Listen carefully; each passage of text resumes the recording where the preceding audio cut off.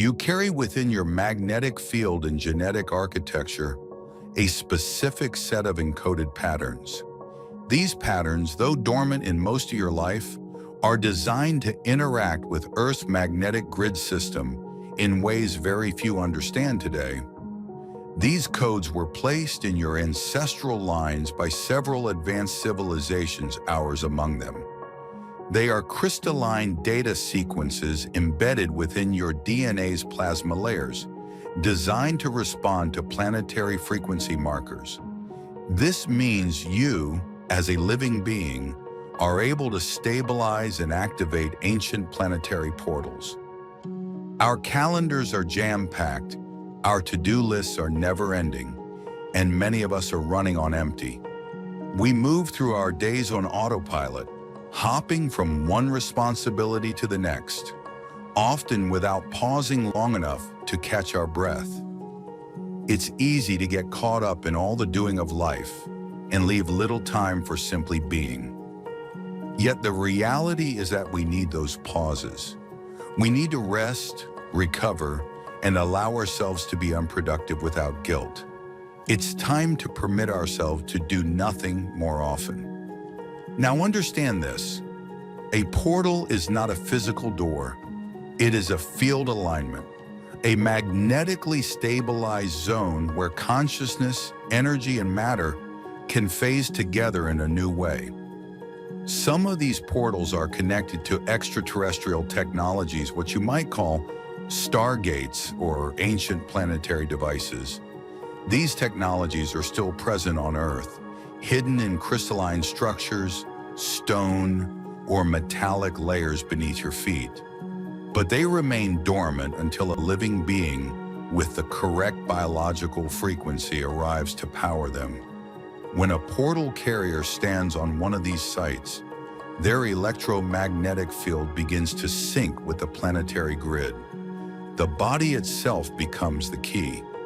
The DNA responds, sending new currents through the nervous system, especially along the spinal cord and vagus nerve, transforming the human body into a living antenna.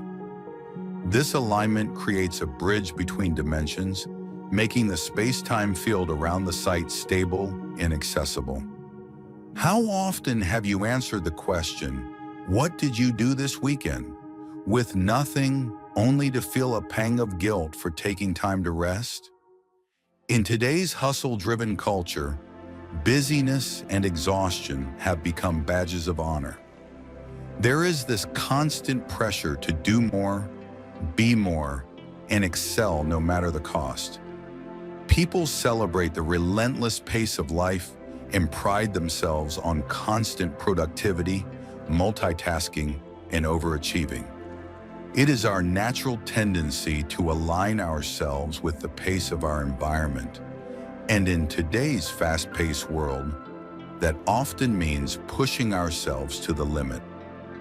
In her book, Do Nothing: How to Break Away from Overworking, Overdoing, and Underliving, Celeste Headley suggests that unless we consciously choose a slower path, we will likely default to the pedal-to-the-metal speeds of modern life.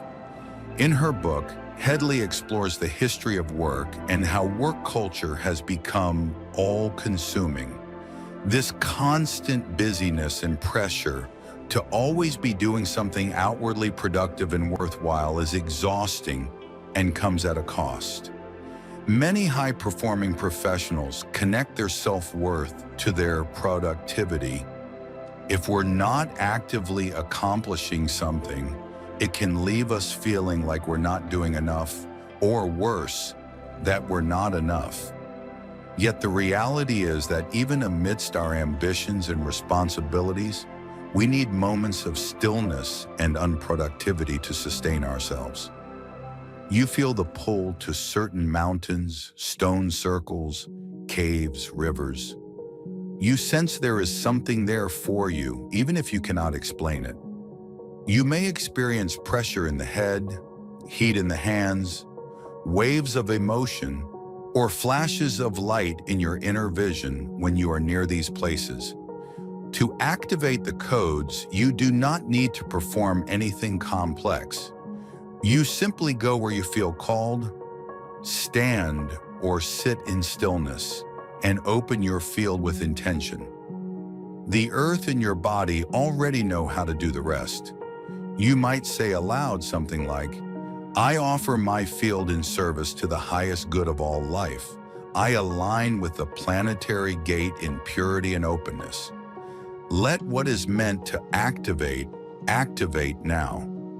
When we're so used to operating at high levels of productivity, slowing down can feel uncomfortable and even counterintuitive.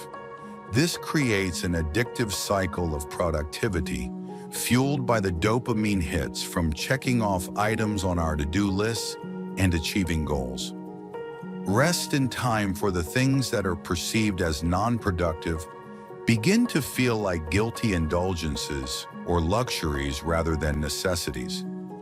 The cycle is further reinforced by societal messaging that equates rest with laziness and suggests that if we're not moving forward on our goals at all times, then we're already falling behind.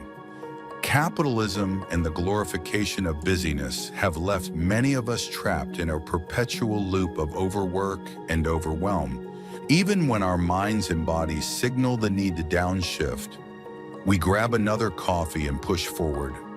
Just as athletes build recovery time into their schedules to perform at their best, high-performing professionals need time to rest and recover too. Doing nothing isn't actually nothing. It's giving yourself the space to tend to your mental, emotional, and physical well-being. You are not there to control, but to stabilize what wants to come alive again. This is how ancient technologies reactivate. This is how dimensional gates return. And this is how you remember who you really are, not a separate visitor, but part of a vast, living network of consciousness that spans galaxies. Life will always be full, and there will always be goals to pursue and responsibilities to fulfill. But to sustain our energy and well-being, we need moments when we slow down, relax, and recover in real time.